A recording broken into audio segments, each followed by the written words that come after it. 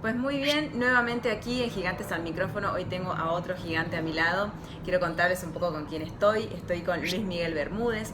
Es un profe colombiano que ha estado no solamente nominado para el mejor profesor a nivel mundial, sino que fue premiado por la Fundación Compartir como el gran maestro. ¿Y por qué? Se preguntarán. Bueno, básicamente ha diseñado una currícula que ha permitido, a través de la educación sexual y con el enfoque que él le ha dado, permitió que pudiera eliminar los embarazos en adolescentes. Entonces hoy lo tenemos acá porque realmente ha hecho una gran labor durante estos años y bueno, queríamos conocerte Luis, y agradecerte por darnos este espacio. Pues Rebeca, yo aquí feliz y contento de estar como un gigante al micrófono. Claro, claro que sí. Entonces, pues aquí dispuesto a colaborar y a ampliar los conocimientos que nosotros tenemos acá para toda la región. Buenísimo. Y contame, ¿cómo hace un profe de ciencias sociales para llegar a hablarnos de educación? Para que eso sea una problemática que te la pidas como propia, ¿no? Bueno, en la práctica, a veces cuando uno logra entender que hay como, que lo que le enseñan a uno en la Facultad de Educación en las universidades frente a lo que uno viene a enfrentarse en la realidad en las instituciones públicas educativas, hay muchas diferencias. Entonces es simplemente que en la práctica docente te das cuenta que mucho de lo que te enseñan en la universidad aún no es pertinente en las escuelas, o que a veces está muy desarraigado de las verdaderas necesidades que tienen los estudiantes que vienen al sector público de educación. Creo que el sistema educativo es muy excluyente frente a la gran cantidad de niños, niñas y adolescentes que llamaba un argentino, Mariano Narodowski, las infancias desrealizadas. Creo que toda la educación, todos la piensan en son de los niños que nacen en familias estructuradas, que tienen todas las atenciones alrededor, pero desafortunadamente esta no es la mayoría de las infancias latinoamericanas, pero desafortunadamente el sistema está diseñado para atender a este tipo de población.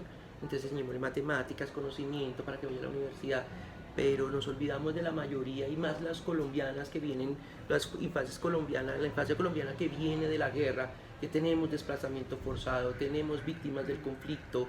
Entonces la escuela se ha tenido que especializar para sanar primero las heridas de la guerra, primero recuperar a ese ser humano y luego sí enfocarnos como quiere el sistema educativo en esa cuestión de la transformación del conocimiento y la formación académica. Pero primero hay que transformar el ser humano. Difícilmente un estudiante va a aprender matemáticas, ciencias sociales, historia, cuando en su cabeza tiene hambre, cuando en su cabeza tiene miedo de llegar a la casa, cuando en cabeza solo está pensando en las amenazas que está recibiendo de afuera. Entonces la escuela primero debe atender a ese ser humano y luego sí podemos atender esa parte cognitiva que tanto se está enfocando el sistema educativo. Perfecto. Y entonces vos arrancaste acá en el campo, digamos, viendo que era una problemática el tema del embarazo adolescente. ¿Y cuánto te influía a vos en clase eso? Pues mira, precisamente cuando yo entro acá en el colegio para un grado séptimo, o sea, son estudiantes entre max 12 y 13 años, ese es el promedio de edad, y yo entro como director de grupo. No sé si en Argentina es el mismo, el director de grupo te encargan de un curso y tú eres el responsable de ese curso, es el que lo tiene que seguir adelante, eres como, mejor dicho, como el mentor. El mentor. Entonces pues eso hace que el docente tenga un fuerte compromiso con todos los procesos de ese grupo en particular. A mí me dan este séptimo, entonces pues obviamente no solo me encargo de la enseñanza de las ciencias sociales, sino de toda su parte humana como grupo. Y en ese sentido me empiezo a dar cuenta de las falencias que tiene la educación y cómo no estábamos atendiendo a las necesidades que estos tenían.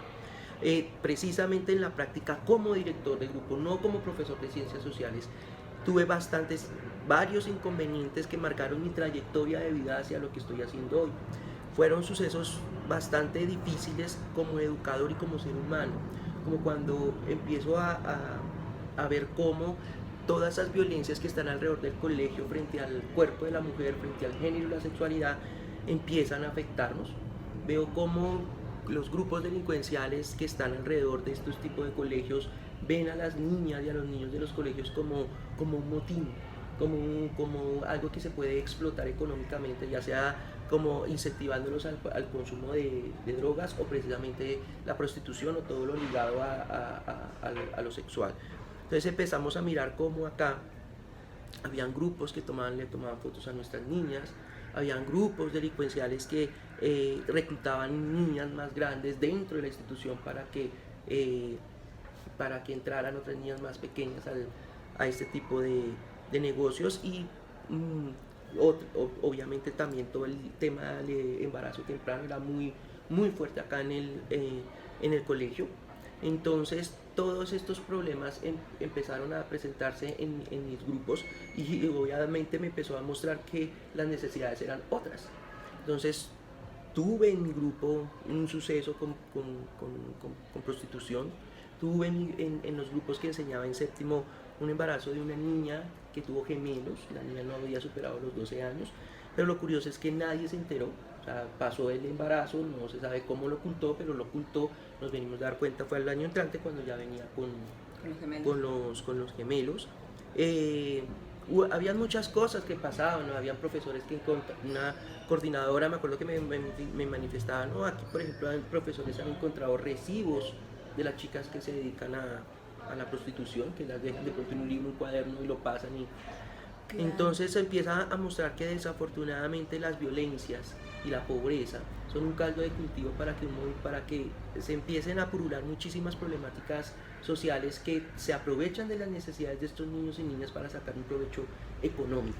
Entonces estos chicos no tienen a quién acudir, ¿sí? Son chicos que sus familias, que aunque tienen familias, viven abandonados, porque son familias que tienen que pasar la mayoría de su tiempo afuera trabajando. Mamá que sale, si el niño tiene que estar acá a las 6:20 de la mañana, la mamá tiene que salir a las 5 de la mañana de su casa a trabajar y vuelve prácticamente a las 10, 11 de la noche supremamente cansada. Esto hace, y además que ahorita que dieron los Colombia hizo el censo, se nos dimos cuenta que casi el 60% de las familias colombianas son monoparentales, en donde la mujer es la cabeza de familia. Esto quiere decir que hay un ausentismo del varón, es decir, que la mamá es la que sale, la que cuida, está ausente, y efectivamente este abandono no pensado, no premeditado, pero que es parte de las circunstancias, pone a estos niños y adolescentes en un espacio de vulnerabilidad, en donde no están protegidos, y eso lo saben los grupos que se quieren aprovechar de esta situación, saben muy bien esa vulnerabilidad y saben que los niños no pueden contar con la mamá, no pueden contar con un dinero para pagar un abogado en el caso de un abuso sexual. Entonces la única institución cercana a ellos, que a ellos le tienen confianza, es su escuela. Entonces la escuela tiene que convertirse en ese bastión de protección hacia la infancia, y si la familia no puede o tiene fallas para poderle brindar protección a ese niño y volverse una institución que lo proteja, ese niño entonces ¿a quién mira? ¿A quién mira? Entonces solo mira a su escuela. Y si esta escuela simplemente se dedica a darle conocimiento, pues no está cumpliendo con su función. Entonces lo que nosotros hicimos fue hacerle entender al niño que no estaba solo y que su escuela, más allá de simplemente brindarle conocimientos académicos, es una institución de apoyo a ese ser humano que lo va a acompañar. Prácticamente nos tocó suplir las carencias de la familia y nosotros hemos entrado a llenar esos vacíos. Y afortunadamente nos hemos dado cuenta que incluso ya hemos tenido que abrir las puertas para empezar a tener a los niños desde el jardín. O sea, nos hemos dado cuenta que el niño tiene mayor protección dentro de la institución educativa que en su familia. Entonces hemos optado por tenerlo lo más pronto posible, en donde menos se vea maltratado, porque como pedagogos sabemos que los maltratos que sufren estos niños en los primeros 5 años del día les va a marcar su personalidad. Ese es el ABC de la pedagogía. Lo que aprendes en esos 5 primeros años de vida te va a marcar el resto de tu proyecto de vida, es indeleble. Por eso es tan difícil en la educación, ya cuando son adolescentes, acabar con el machismo, acabar con las violencias, porque ellos fueron educados en esas tiernas edades a partir de eso. Entonces, si nosotros logramos captar a esos estudiantes antes de los 5 años y logramos colocarlos en procesos formativos pensados y dirigidos a su protección, vamos a ahorrarnos muchísimas problemáticas, pues nuestros niños van creciendo. Yo sé que es duro que el niño tenga que ver en la escuela lo que tenía que ver en la familia, lo que tenía que vivir en la familia, pero desafortunadamente esta es la circunstancia en la que estamos. Y si nosotros queremos ofrecer una educación con calidad, esa educación debe ser pertinente y en contexto, es decir, con lo que necesitan los estudiantes.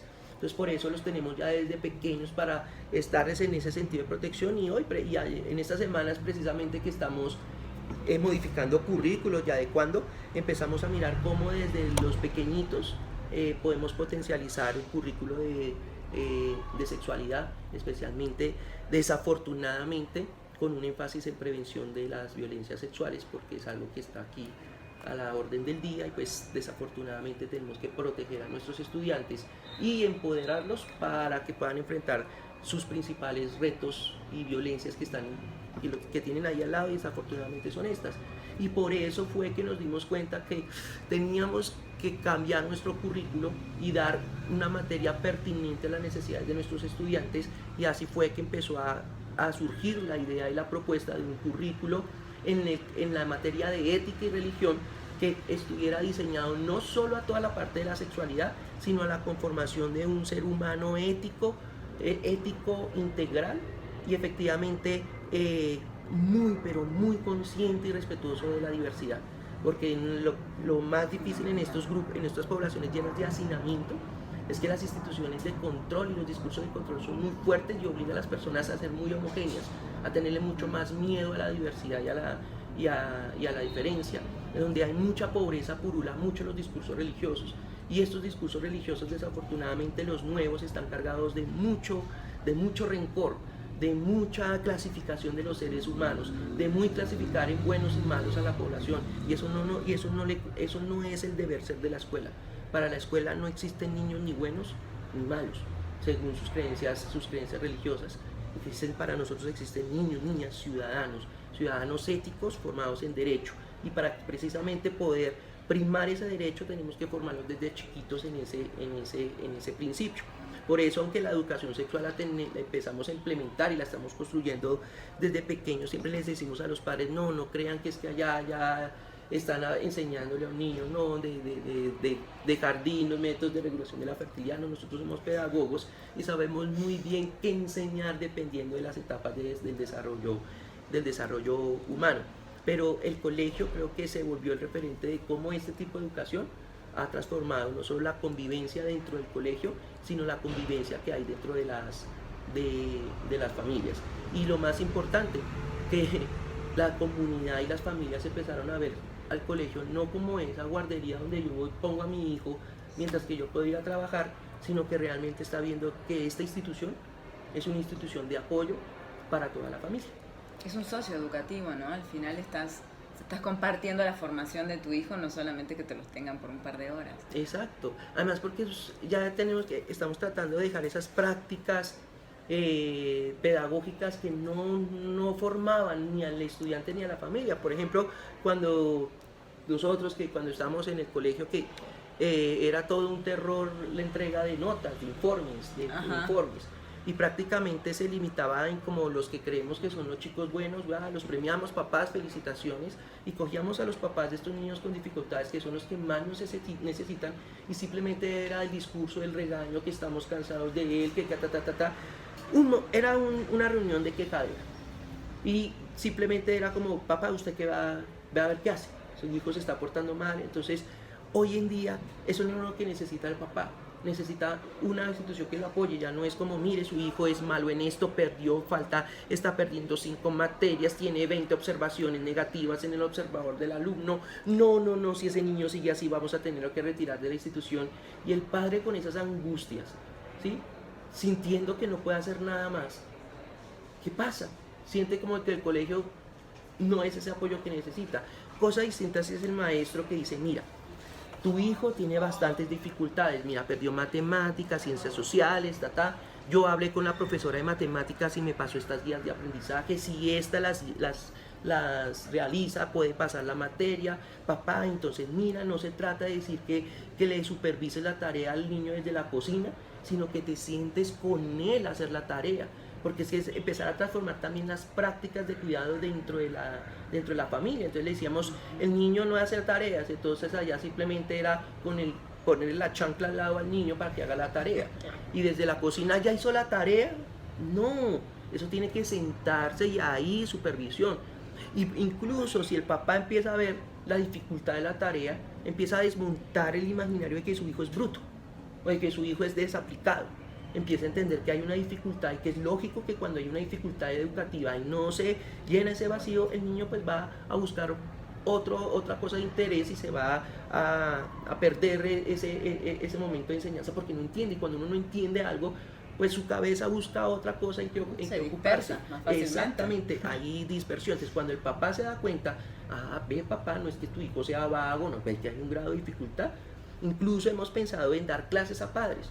El problema son los tiempos, es decir, enseñarle matemáticas para que él pueda sentarse con su hijo a enseñarle matemáticas y a hacer las tareas. Eso es lo que apuntamos como una educación que ya no se enfoque en el estudiante, sino en él y la familia que está alrededor. Tenemos que empezar también a educar a las familias. Es un reto supremamente difícil, pero es algo que al menos el Gerardo Paredes ya le está apostando. Porque si nosotros empoderamos a las familias, se nos va a facilitar muchísimo, muchísimo el trabajo. Porque en nuestra experiencia, gran parte de nuestras dificultades provienen de la familia. Provienen de sus malas prácticas de crianza, de su falta de conocimiento, de su escaso capital simbólico, de sus prácticas violentas. Por ejemplo, acá es muy arraigado y legitimado el castigo físico como forma de educar en la familia. Y lo legitiman, es que a mí me pegaron, a mí me golpearon, a mí me dieron juguete y aquí estoy como una persona de bien. Y lo peor de todo es que todos dicen lo mismo y entonces uno dice, bueno, entonces todos estos problemas del país, ¿de quién son? Si todos somos ciudadanos de bien. Entonces es mostrar eso precisamente desde la educación y por eso es que todo el componente de educación sexual está en la parte ética, porque es que en la sexualidad nos atraviesa todo es sexual, todo, la forma en cómo vestimos, la forma en que adquirimos el trabajo. De hecho, lo primero que nos colocan desde mucho antes de nacer, lo primero que ya nos han incorporado es el discurso del género y la sexualidad. Lo primero que hace un ser humano cuando en esta sociedad, cuando se sabe que va a ser papá o mamá, o que viene un niño en camino, lo primero que se pregunta es el sexo y a partir de eso imponer un discurso que es el género y a partir de eso niña o niño y ahí ya empieza una división de lo que va a ser. Entonces si es niña, desde la barriga ya empezamos a tratarla como niña, como delicada, como débil. Sí, si es niño, entonces que ya tiene que jugar fútbol, ya le estamos condicionando la vida y ya les estamos incorporando esos discursos de género que son para este momento son muy nocivos porque fueron prácticamente los que, como se construyeron, fueron basados en el que la mujer lleva precisamente toda la parte negativa. Entonces es un discurso de género en que el valor de la masculinidad se construye en detrimento del valor de la feminidad y eso no es justo. Funcionaba hasta hace un momento, funcionaba cuando la mujer estaba encerrada en su casa, funcionaba cuando en su casa no le pasaba nada porque estaba encerrada, pero eso era injusto porque era la polémica de encerrarla en la torre del padre y luego la torre del marido, que son ahora las casas. Claro, allá encerrada pues solo sufría los maltratos de su marido y su familia, pero después de que la mujer tiene que salir a trabajar, tiene que enfrentarse en el mundo de lo público, entonces empieza a volverse víctima de su cuerpo, se empieza a volverse botín de guerra, todo el mundo empieza a ejercerse todas esas violencias sobre las mujeres. Entonces efectivamente ese cambio de las actividades económicas de la mujer moderna la expuso al mundo que era masculino, que era completamente sexuado y violento, y nunca preparamos a la sociedad para preparar a la mujer que se incorporara en el mundo de lo público y del trabajo. Milenios separados desde los griegos en el oikos, la mujer en el hogar y la polis, el hombre en lo público, y las sociedades modernas colocaron a la mujer allá en esa jauría de lobos sin prepararla, ni tampoco preparar a los varones para que pudiéramos entender qué era vincular a la mujer en el mundo laboral. Era quitarnos, porque para nosotros era solo el sexo, maternidad, era difícil para los hombres entenderla ahora como jefas, como compañeras de trabajo, como es que yo hacía chistes sexuales con mis compañeros y ahora no los puedo hacer. Todo eso es muy fácil decir estos desgraciados hombres, sí, pero todo eso viene de una cultura, porque es lo que enseñamos acá en el colegio con los niños. decía, no es que el hombre sea el machista y la mujer la víctima de este machismo. No, hombres y mujeres somos machistas. Y ambos lo reproducimos diariamente en nuestras prácticas de crianza cotidianas. Vivimos en una cultura machista y la cultura la hacemos todos. La cultura machista está desde la mamá que le dice a la niña, al niño chiquito, a su hijo varón, mijitico, levántese que los niños no lloran, que las que lloran son las mujeres, y lo hace con tal naturalidad, dice, y ese es el acto inaugural de la crianza machista, porque el machismo se define como la creencia de que todo lo masculino es superior a lo femenino. Y cuando yo le digo a mi hijo varón que usted llora como niña, ya le estoy enseñando que todo lo que viene de la mujer es inferior a lo de él. Y luego después me quejo cuando es adulto, o cuando le digo al niño no llore, o cuando expresa los sentimientos, las madres especialmente ese, ay, es que usted es muy llorón y no sé qué, y luego este niño se vuelve adulto, se casa con una mujer que después está diciendo por qué no expresan sus sentimientos, por qué no me dices que me amas, por qué si no expresa los sentimientos con los hijos. Es lógico, porque es que en esa construcción de lo que es ser varón no somos sensibles, ¿no? Las sensibles son ustedes, las mujeres. Entonces, claro que por naturaleza no somos sensibles porque somos seres humanos, sentimos, amamos, pero nos han educado desde chiquitos a reprimir nuestros sentimientos, y luego cuando somos adultos vienen y ¡pum!, nos critican por ser completamente parco en este aspecto cuando ya es demasiado tarde. Así nos educaron. Ahorita la pregunta es ¿qué le pasa a un hombre actual que expresa sus sentimientos? Lo van a tachar de un montón de cosas, hasta de poco hombre. Por eso yo una de las cosas que siempre le enseño a las niñas y a los niños es que empecemos a ser críticos con los discursos del machismo que vienen de afuera. Entonces empezaron a decir, vemos cómo las mujeres sí tienen, no, que el hombre es machista, y que el hombre es machista, y que es que esos hombres machistas son unos malos, y es que los hombres machistas tienen que transformarse, cuando diría, pero si son tan malos, ¿por qué son los que más purulan? Porque si ese modelo es tan negativo para la mujer, ¿por qué es el que siempre está ahí en la vanguardia? Y es que ese modelo es el que nos han educado para el modelo ideal. Entonces, la pregunta ya no es por qué el hombre es machista, sino por qué el hombre que ha tenido conciencia no se comporta como un hombre no machista, porque eso trae unas consecuencias. Yo siempre le pongo este ejemplo a las niñas. Decía, sí, hombres no machistas, pero ¿usted se enamoraría de un hombre no machista? Eso fue uno de los ejercicios que hacemos en clase, que está dentro del currículo, es enseñar cómo mostrar cómo las mujeres se enamoran de hombres machistas, y los hombres se han dado cuenta que las prácticas machistas los ponen en una posición privilegiada en la conquista hacia el sexo opuesto. Entonces damos ejemplos, hacemos obras de teatro en el que vemos un hombre no machista, y la misma china dice, profe, sí, lo admito, me hace falta que me diga lo bonita que estoy, me hace falta que me mire, me hace falta que sí, que me arrincone. Yo sé que eso de que la arrinconen a uno en la pared y le digan qué linda está es lo más machista porque usted no lo ha enseñado, pero es lo más erótico y es lo más, y entonces ellos eso lo muestran. Y los varones muestran cómo incluso empiezan logran empezar a transformar ciertas cosas de su realidad, porque ya están con niñas que están exigiendo otras cosas por su educación en género, y ellos de pronto tienen sus novias afuera, y aquí se van transformando, y cuando llegan afuera con otras mujeres, los atacan. ¿Qué te pasa? Entonces tuve estudiantes varones que decían, profe, mi novia me empezó a decir pegote. El pegote, ¿sí? Ya se había puesto más sensible. Entonces y me terminó. Y es decir, ¿cómo fue que la recuperó? Volviendo a las prácticas machistas, controlándole el celular, tratándola mal. Cada vez que lo llamaba, entonces le decía, mira, yo estoy con unas amigas ahorita, la trataba como un guache, como el machista, los más machistas. Y a la semana, la chica misma que le había terminado, le pidió que volviera. Y la reflexión que llegó el pelado es, sí, ve, profe, un hombre no machista está condenado a quedarse solo. Y es verdad. Y es verdad. Si aquí, por ejemplo, en este momento vamos varios hombres y pasa una mujer despampanante, bien espectacular, es como si algo en la atmósfera nos obligara a todos a alzar la mirada y a hacer el piropo. Y el piropo más morboso es el más macho. Y entonces todo ya está de pronto la nena dirá, ay sí, qué morbosos, cómo me miran, con esto no pueden ver una mujer linda. Pero seguramente si en ese grupo de hombres hubo uno que alzó la mirada, no piropió según lo suyo, ¿qué le va a significar a él esa posición dentro de su grupo de hombres? ¿Qué le van a empezar a decir?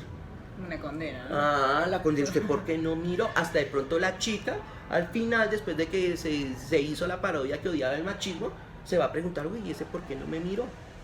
Si fijo es que no le gustan las mujeres.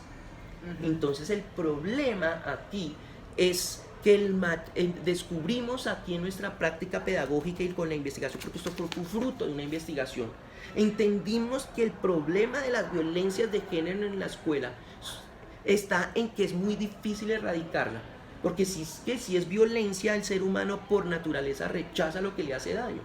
Y si a la mujer le hace tanto daño las violencias de género y al hombre también, entonces ¿por qué están ahí? ¿Por qué las seguimos reproduciendo? Porque aquí descubrimos en esta investigación que tenían una función social, al menos dentro de la escuela. ¿Y cuál era su función social? La violencia de género se encarga en hacer que los seres humanos sociales incorporen sus roles de género de manera completa e inamovible. Aquel ser humano que se sale de esos roles de género que se le han establecido, la violencia de género va a surgir como el mecanismo para volverlo a encasillar a los roles. Y eso sí que se ve en la escuela más que en cualquier momento de la vida. ¿Por qué? Porque es el momento en el que el ser humano cambia ese cuerpo infantil al cuerpo adulto, sucede en la escuela.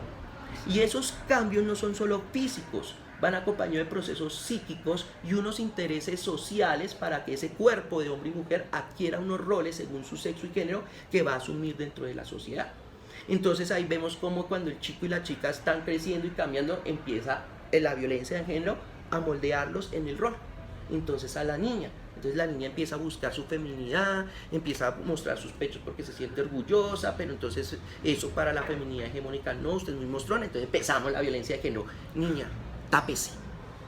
No se maquille de esta manera, porque las que se maquillan de esa manera es este tipo de mujer y no es el tipo de mujer que queremos, la que se va a quedar en la casa solita. Sí, usted no necesita para ese rol que se maquille fuertemente. ¿Para qué? ¿Para atraer a muchos hombres? ¿Sí?